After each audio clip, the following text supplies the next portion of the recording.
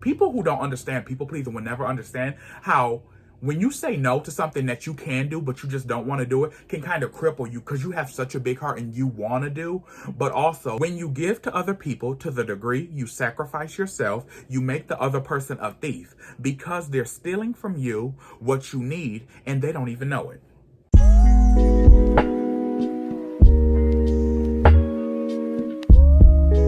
Hey you guys, and welcome back to my channel. If you're wondering why do I have this microphone that's not plugged in, whenever I see creators do like these one-on-one videos, I always feel like a microphone makes shit look so more official. And yeah, I'm just doing it for the aesthetic. If you're wondering when I'm looking down here, I'm looking at my notes because y'all know I'm long-winded and I want to get to the points in this video. So I had a birthday and I turned 29.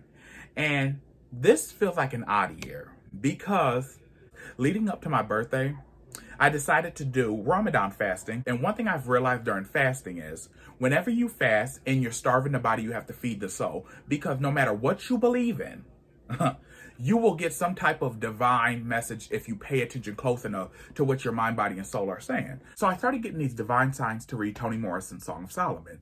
So I started showing up on my TikTok feed. I never searched for it before. It started showing up on my Facebook. And usually, you know, when you Google something once or twice, it'll show up because, you know, online they be spying on you to get you to buy shit. So the fact that this started showing up, I was like, yeah, this is a sign. Hey guys, sorry to interrupt this quickly in the video. However, I wanted to elaborate a little bit more on the parallels and the signs I was getting to read this book.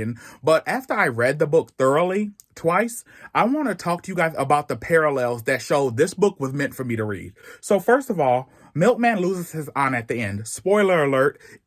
It's not really a spoiler. This book been out for what, over 30 years? If you just now catching up, that's on you. So Milkman loses his aunt at the end of the book. I lost my aunt at the beginning of 2022. That was his favorite aunt. That was my favorite aunt. It could have been just a coincidence. Milkman starts his journey at 29. I just turned 29. Here's the biggest thing that was like, oh, bitch, this was meant for you to read it. So one of the main characters that is in the Song of Solomon by Toni Morrison is a character by the name of Hagar. When I was doing my ancestry and learning about my lineage, I have I think a fourth great grandmother. Her name is Hagar Hunter from South Carolina. I said, now what are the odds? Because that's such an unusual name for black people. Well, it is to me because you don't hear about it these days anymore. I don't believe in coincidences. So I was like, okay, another sign. Milkman has a journey to find out about his lineage. That's what I've been on since I would say 2019, 2020. And it's opened me up to a lot of good and bad. Pilot has a green bag that she holds her valuables in. If you read the book, you know what's really in there. It's a little darker. However, I hold my rent money in a green Crown Royal bag. Now, it is, yes, an alcohol bag, but still, a green bag is a green bag. And not everybody holds their shit in a green bag. So I was like, coincidence? I think not. And then Milkman's father, Macon Dead Jr., he reminds me of shades of my great-grandfather, so my grandmother's father, who, you know, he's very about materialistic. You know, he's a family man nonetheless. However, he's very about appearances and, you know, his financial status means a lot to him. And that's from what my mom always told me about him. He was like, so I just put that parallel together. And then above all else, the character of Solomon reminds me of my grandfather who, went back to his hometown and left my grandmother to raise 9 children by herself. And in the book, Solomon is a character who leaves behind 21 of his children to fly back to Africa because he's from the black folklore of the flying Africans. So yeah, with that being said, I just found those were really similar parallels that really aligned a lot with my life story. So it was meant for me to read this book, long story short. Now, let's get back to the video. What did I do? I went on audio and I bought it on Audible. And Toni Morrison says this one quote that really sat heavy on my shoulders. And it's one of the well-known quotes from the book, but it's, if you want to fly, you got to give up the shit that weighs you down. What part of myself do I have to lay down to truly fly in life to my standard? Not what everybody else wants me to be. What do I have to do to truly fly and soar for me? Here's a little clip of the audiobook of that part of the chapter where she says this kind of quote. The 2 men stood still, watching. How come it can't fly no better than a chicken? Milkman asked. Too much tail. All that jewelry weighs it down, like vanity. Can't nobody fly with all that shit.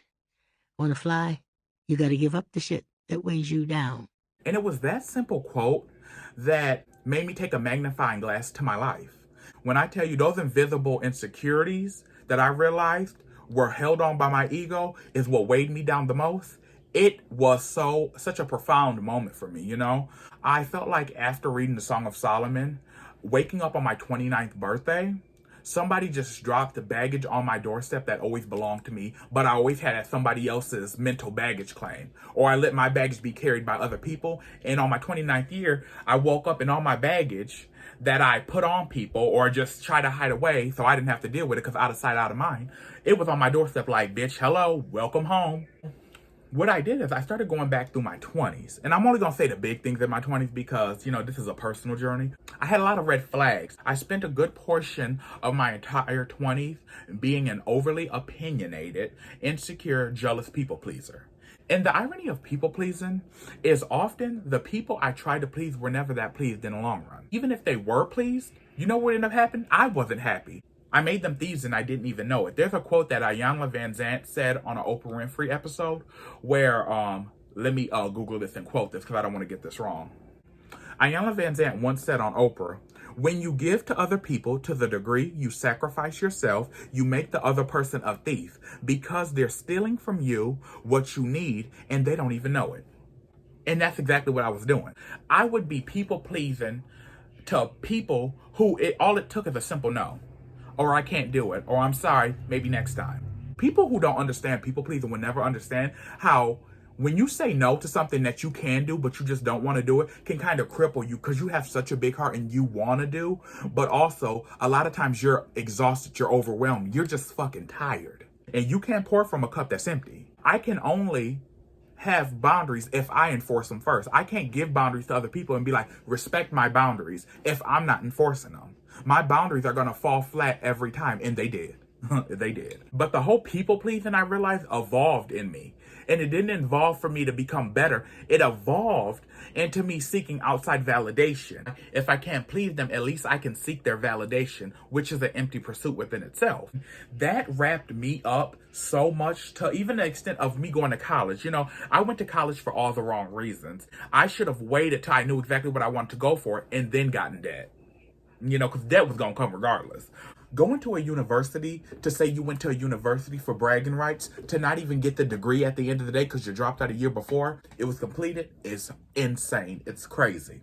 All for outside validation. For people to say, oh yeah, he did go to a university. Okay, bitch, you went to a university, still didn't get no degree, so congratulations. And also, it's like, people pleaser seeking outside validation. I have to be accountable that I wasn't a good friend in my 20s because a lot of times I was a gaslighter. But see, I couldn't see that because, like I said earlier in this video, I lacked boundaries. It's going to be hard for me to see your boundaries when I can't even respect or honor mine, or even have any. Not only was I a bad friend, I was a jealous bitch because my jealousy wasn't me wanting to be that person. Say for an example, me and a person had the same goal and they achieved that goal before me, but I haven't even started. My jealousy would always be triggered because that person had the courage to do stuff that I lack and I fear. Me claiming I don't care what people think of me, but me stopping myself from doing things, going out places, wearing things, owning my sexuality, is all because you cared what people thought of you. I've stopped myself from doing a lot of things that would have brought me joy for that little voice in my head of, what would that person think? What if you know somebody there? What if you embarrass yourself? Well, bitch, what if? I also didn't take care of my blessings. With all these realizations of how bad I was, with those blessings I did receive, which were a lot in between, it's time we give as much acknowledgement to the high times as we do the low times, you know? Not only are the bad times our testimonial of what we can get through, but the good times are the testimonial of our gratitude and what we should bask and nourish in. Side note, excuse the way I'm look. This is how I look when I'm editing. I just want to let y'all know that I lost so much footage from this video. This video was originally 17 minutes long. The footage was lost and it's completely my fault. There ain't no excuses. It's not today's technology. Well, I guess somewhat. This is 50% technology, 50% me. But yeah, for my 29th year, I will learn more. I will read more. I will do more. I will be safer. I will be more grateful. I will call myself out on my bullshit more. I won't allow bullshit. I'll stand on my boundaries and mean my boundaries so they're not disrespected by everybody else, because if I'm not secure about them, how is anybody else going to take them seriously? I'll be more disciplined. Guys, sorry to interrupt, but I'm busy editing the video now on my iPad. And I was also going through the Song of Solomon. And I wanted to say another quote that really spoke to me about my own selfishness and privilege. So let's get into it. Here's the quote. Apparently, he thought he only deserved to be loved from a distance, though, and given what he wanted. And in return, he would be what? Pleasant, generous? Maybe all he really was saying is, I am not responsible for your pain. Share your happiness with me, but not your unhappiness. It spoke to me because for, I would say, all of my 20s up until I was like 26, and majority of all my teenage years, that's how I existed. The older you get, you can really check your own selfishness, I guess privilege to a certain extent. Now, I don't have that much privilege, so let's be real. I think that really sums up the way I acted in my 20s and the way I wasn't as good as I thought I was, you know? Y'all, every black man needs to check out the Song of Solomon at least once in their life. So thank you guys for watching this video. Don't forget to like, comment, subscribe, and don't forget down below, tell me some shit that's weighing you down that you're gonna let go of.